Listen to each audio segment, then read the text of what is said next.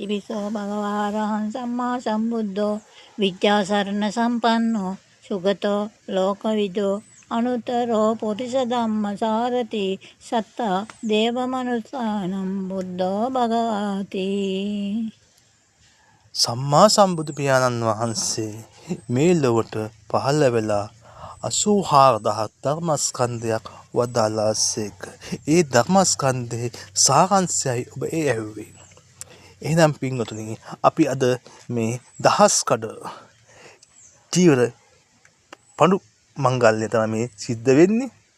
ඉතින් ඔබට දහස්කඩ චීවරයක් පොරවන්න පුළුවන් වෙන්නේ මාර්ගඵල සාක්ෂාත් කරගත්තා කියන කාරණාව කෙනෙකුට පමණයි. ඒ වගේම නැත්නම් අපි කියනවා මේ අතමහා කුසල් 8ක් වඩාගත්ත පස්සේ තමයි, නැත්නම් 54යි මාර්ගඵල සාක්ෂාත් කරගත්ත පස්සේ තමයි මේ දහස් කර චීවරයක් පොරවන්න පුළුවන් වෙන්නේ. එහෙනම් සූත්‍ර පිටකේ, විනය පිටකේ, අභිධර්ම පිටකේ ඔබට ඕනම ප්‍රශ්නයක් සහ භාවනා කමටහන් ලබා ගැනීමට පුළුවන් පින්වතුනි. ඉතින් ඒ නිසා ඔබ අපේ සමාජික විය යුතුයි. ඒ කියන්නේ අපේ WhatsApp group එකට එකතු වෙන්න. මොකද තිබුණු WhatsApp group එකේ numbers ටික ඔක්කොම නැති වුණා. දැන් අලුතෙන්ම numbers ටික හදාගෙන යන ගමන් තියෙන්නේ. ඒ නිසා තමයි වීඩියෝ එකක් දාන්න හිතුනේ. ඒ නිසා 070යි 370යි 3290 නම්බර එකට ඔබ අපේ group එකට join වෙන්න. එතකොට channel තුනම subscribe කරන්න, ඒකල සම්බන්ධ වෙන්න පුළුවන්. දවස් 10 තාවකාලික පැවිද්ද වැඩමුළුවක් පැවැත්වෙන අතර එක් දින තථාගතයන් වහන්සේ කෙනෙක්ගේ සීලය එක් දවසක් දැකලා බලමු අපි. ඔබේ හිත කොයිතරම් සංසුන් වෙනවද? ඔබේ ආධ්‍යාත්ම ගමන භාවනා කමටහන් කොහොමද ඔබේ මනස දැනෙන්නේ? ඔබ ඉංජිනේර කෙනෙක් වෙන්න ඇති. ඔබ වෛද්‍යවරයෙක් වෙන්න ඇති. ඔබ මේ මනුස්ස ලෝක තලයේ කොයිතරම් කොයි ශේෂ්ත්‍රයක හිටියත් ඔබ ඉන්නෙම මනුස්ස තලයේ පස්සින තලයේ. ඔබේ මනස ගමන් කරන්න ඕනි දේව භූමි තහයක් උට ගමන් කළා බ්‍රහ්ම ලෝක දසක අපේ මනස ගමන් කරන්න ඕනේ. ඒ අතරතුරේ තමයි තියෙන්නේ ඵල 4යි මාර්ග 4යි සාක්ෂාත් කරගන්න තියෙන්නේ. එහෙනම් අපි මේ පින්කමෙන් අපිට සිද්ධ වෙන්නේ දේව භූමි 6 දක්වා අපේ මනස ගමන් කරගන්න පුළුවන් අවස්ථාවක් තමයි සිද්ධ වෙන්නේ. ඉතින් එහා යනවා මේ දහස් කර ජීවිතයත් අපි දකින්න ඕනි අනාත්ම ස්වභාවය විදියට. දැක්කොත් තමයි අපේ මනස බ්‍රහ්ම ලෝක මට්ටමට අපේ මනස ගමන් කරන්නේ කියන කාරණාව ඔබ සිහිපත් කරන්න ඕනි. ඉතින් එතකොට උඩා දුර කල්පනා කරන ප්‍රශ්නයක් තමයි ඔබ මේ රහත් ඵලයේ සාක්ෂාත් කරගන්නට එක එක ප්‍රශ්න ඔබට ඇති. මොකද ඔබ හිතාන් ඉන්න සෝතාපන්න ස්වභාවය හිතාන් ඉන්නවා, රහත් ඵල හිතාන් ඉන්නවා. ස්වභාවය දෙක ඔබ දන්නවා. නමුත් ඊට මැද තියෙන දෙවෙනි අනාත්මය දැන් හත් වෙනි අනාත්මය දක්වා ඔබ දන්නේ නැහැ. ඒ නිසා ඔබ ලොකු මුලාවක වෙච්ච අය ගොඩාක් ඉන්නවා. මගේ ගෲප් එකෙත් ඉන්නවා. ඉතින් ඒ නිසා තමයි මතක් කරේ. ඉතින් ගුණාදුක අනාත්ම ස්වභාවයේ වඩාගත යුතුයි. එහෙනම් මේ අනාත්මට පිළිවෙලට දේශනා කරන්න පුළුවන් වෙන්න ඕනි. පිළිවෙලට කමටහන් දෙන්න පුළුවන් වෙන්න ඕනි. ඉතින් ඊයේ දිනේදී එක්තරා තැනකදී සිදු වෙනවා කියන්නේ බුද්ධ පූජා කරන්නවත් දන්නේ නැති ස්ථාන තියෙනවා ලංකාදීපය තුල. මොකද බෙදනවලු. බුද්ධ පූජාව බෙදනවලු. බුද්ධ පූජාව බෙදනවා කිව්වොත් එහෙම බුද්ධ පූජාව දැන් ගිහි අය තමයි බෙදන්නේ. බුද්ධ පූජාව පූජා කරනවා.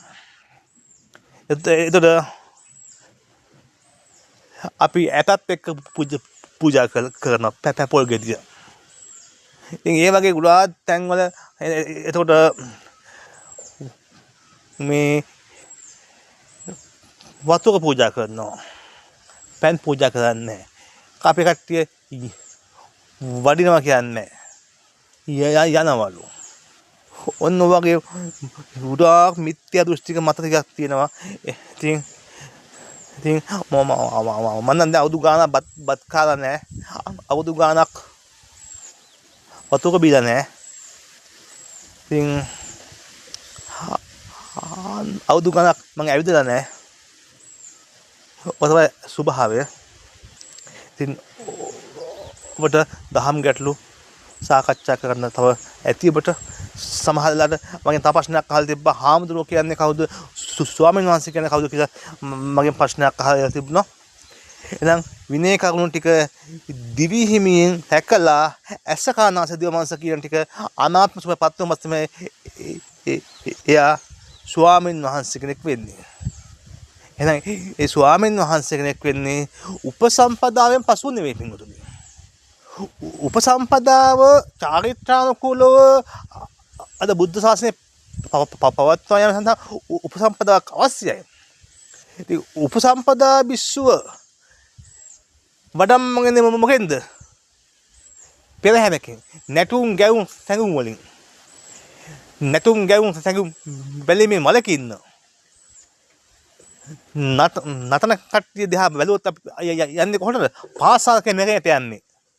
දැන් පාසාලක නෙරේට නර්තන කණ්ඩායම තමයි හාමුදුරුවෝ වඩම්මවන්නේ ඉස්සරහ උපසම්පදා කරලා පන්සල වඩම්මවන් එන්නේ. එතකොට උපසම්පදාව එතනින්ම ඉවරයිනේ. ඒකල්ල අපේ කට්ටිය සල්ලි ගිහින් පූජා කරනවා. උපසම්පදාල ආපස්සේ 5000 කොළ එලා පූජා කරනවා. ඔන්න ඉස්ලාම් පූජා කරන්නේ ප්‍රධාන දායකාව වෛද්‍යතුමිය. එතක තැනක. එතකොට මොකද උනේ? දහවෙනි සිල්පදේ කැඩිලා උපසම්පදා ඉතින් ඉවර වෙලානේ. ඒකල ඔබත් විසුන් වහන්සේ කියලා වන්දනා කරනවා. එහෙනම් ඔබත් මාත් සිල් කඩන්න කැමතියි කියලා වන්දනා කරනවා. සිල් නැති කෙනෙකුට වන්දනා කරනවා. එහෙනම් අසකන්නාස දිවමස කියන ටික අනාත්ම ස්වභාවයේ පත් වුණ කෙනෙකුත් තමයි බුද්ධ ශාසනයේ අතදැනට ඇතුළත් වෙන්නේ.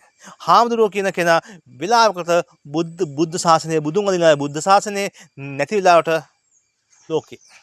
ඒ කාගදේශ මොහොතේ තිතිය නිසා තමයි දානය සංඝ සතු කරලා පූජා කරන්නේ. මොකද්ද?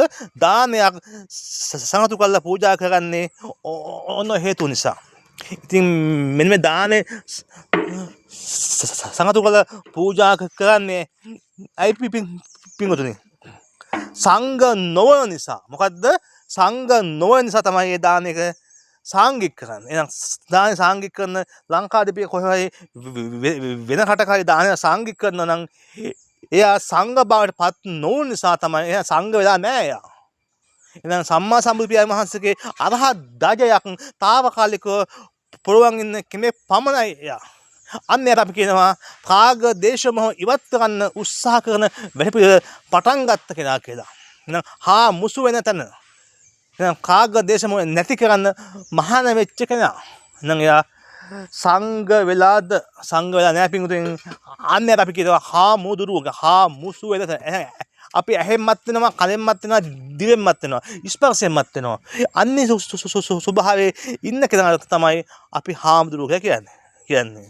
සම්මා සම්බුදු පියාණන් වහන්සේගේ අරහත් ධජය ණයට පුරවන් ඉන්නේ. හරිද? එහෙනම් සම්මා සම්බුදු පියාණන් වහන්සේ නිසා තමයි අද හාමුදුරුවන්ට දාන ලැබෙන්නේ. පිරිකර ලැබෙන්නේ. ඉතින් ඒ පිරිකර ටික කඩේට ගිහින් විකුණන්නේ කොහමද? අටපිරිකර ටික කඩේට ගිහින් විකුණනවා. නේද? එයා සංඝයා උදෙසා පූජා කරපු දේවල්. කඩේට යන්නේ කොහොමද? අටපිරිකරක් ආයි. ප්‍රශ්න ඕවා. ඕකට ප්‍රශ්න අපි තව ඉස්සර කතා කරමු. ඉස්සරහා දේශනාවකදී දැන් 10 වෙනි සිල්පදේ කැඩුනා නම් මොකද වෙලා තියෙන්නේ? බුද්ධ ශාසනයෙන් අයින් වෙලා නේද? ඔන්න වගේ ප්‍රශ්න උඩාත් තියෙනවා පින්වතුනි. නැටුම් ගැවුම් නැගුම් තහනම් නැති විශ්සුවට. එහෙනම් ඔය ප්‍රශ්න උඩක් නිසා උඩක් කතා කරන්න දේවල් තියෙනවා. දැන් මේ දහස්කඩ ජීව මංගල්‍යයේ අවසාන පියවරට අපි ඇවිත් ඉන්නේ. ඔබ දැක බලාගෙන සාදුකාරයක් දෙන්න. සාදු සාදු. ඒ සම්මා සම්බුදු පියාණන් වහන්සේගේ අරහත් ධජය දහස්කඩ ජීව මංගල්‍යයේ අතතම තමයි කිති අනුශාසනාවක් වල කරේ.